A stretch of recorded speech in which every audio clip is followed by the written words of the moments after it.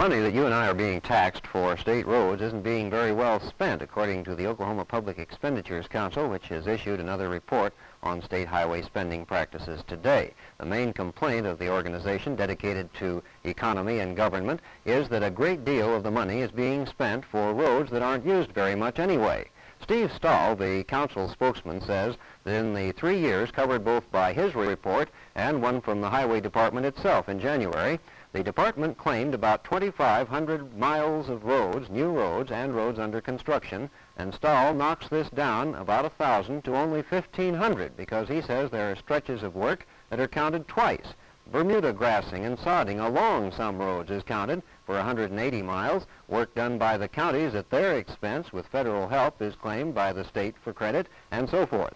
But the main criticism is that the roads on which there is very little traffic, 500 or less cars per day, made up more than half of the total of what Stahl considered legitimate claims. About 2/3 of the spending was on roads on which only 1,000 or less cars passed each day, and that's considered very few. On roads with quite a bit of traffic, 7,000 to 14,000 a day, there was only 29 miles of work to claim. Well, Governor Gary wasn't available for comment, and Highway Director Bud Stolt said he didn't wish to comment, but the thinking in his department might well be along these lines, that the reason that these roads aren't used very much is that they needed construction. Also, that in those which are near cities and counties where spending and help is needed less from the state, that was just where the high count roads are. Also, that the money doesn't go as far along roadways with a high traffic count, and that the people in less populated areas pay taxes too. But Stahl plans to issue another report soon.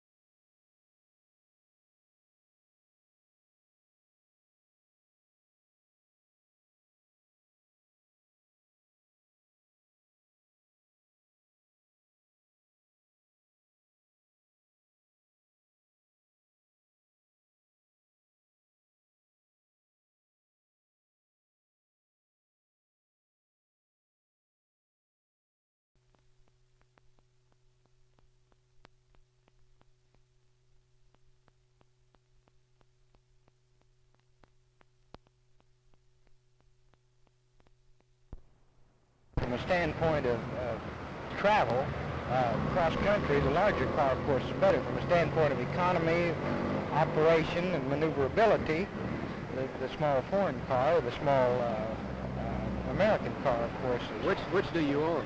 I have a larger car, yes. And you have a 58? No, I've got a 52. A 52? Yes. Why haven't you bought a 58? Oh, same standpoint from everybody else. The new cars aren't in keeping with the value of a used car. The new cars have far exceeded, the purchase price has exceeded the... You're not getting your money's worth. That's right, that's right, Well, personally, I drive a Plymouth, and I'm very fond of it. But naturally, if we're in a recession, I think probably people would tend to buy smaller cars than they have in the past. Do you own a new car? Mine's 56. And I intend to keep it a while. Oh, I think it has its place. I don't think it'll replace the big car at all. A family car has to be a certain size. And Do you own an automobile, sir? No, not now. Why haven't you bought one? Well, pricing. They're just too high. Put out a good, well-constructed small car, something to compete with Volkswagen, to make it well-constructed, not of the type that was put out in the small class before, that was poorly merchandised, poorly built. Well, take the Volkswagen, for instance. They don't have a radiator. And, I mean, our cars, we just put everything we can get on it. And the American people just buy it. Well, they're not seeming to be buying them this year. Well, no, because the money is tight. I mean, they don't want to spend their money. Well, I think a small car is a lot, well, I think it's very practical for a woman, especially around town, but I think a big car is practical for big trips. Which do you intend to buy, the big or the small? I intend to buy a sports car, small. Thank you very much. Well, I think the small cars are hurting the economy of the United States because of the fact that they're made in Europe, and that's by cheap labor. But and against the how standard about an American manufacturer, though, making a small car? Do you think it would sell? I think it would. Do you own a car? No, Would you buy a small one? I would. I like to put everything and everybody in it and really feel big. Thank you. Thank you very much.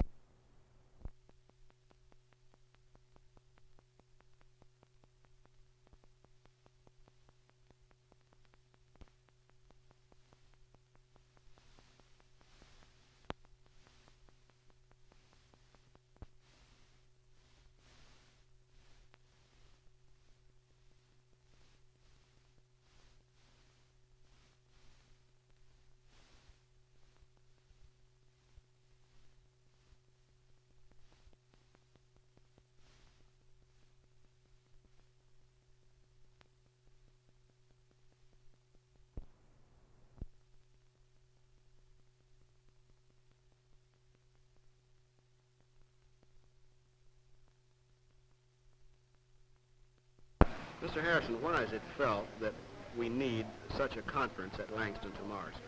Well, it's my belief that a large number of Negro youth don't know the various types of opportunities that are available, and therefore they don't know the type of training that is necessary to get skilled jobs or to qualify for skilled jobs. Would you say that there is much real discrimination in employment in Oklahoma? Frankly, I don't think there's nearly as much as people think there is, because of the fact that even though there are certain fields that Negroes have not been employed in, it's largely because they have not met the qualifications. They haven't acquired the skill for the particular type of jobs that they're not now employed in. I believe that the overwhelming majority of the businessmen in this state who employ a person will employ a person based on his skill to do the job rather than based on the color. That's been my experience in most of the cases. There are a few exceptions, of course. Well, could you give me a specific instance of this, sir? Well, for example, we found that very few students wanted to, indicated that they wanted to be hostesses on airlines. Recently, we had requests from the Trans-World Airways to submit names of persons and to have those persons come to Oklahoma City for an interview. Well, since they have heard that, we've had a large number of indications of high school seniors who said that now they would like to be hostesses. But prior to that time, they had not indicated it because they just assumed that they were not employable.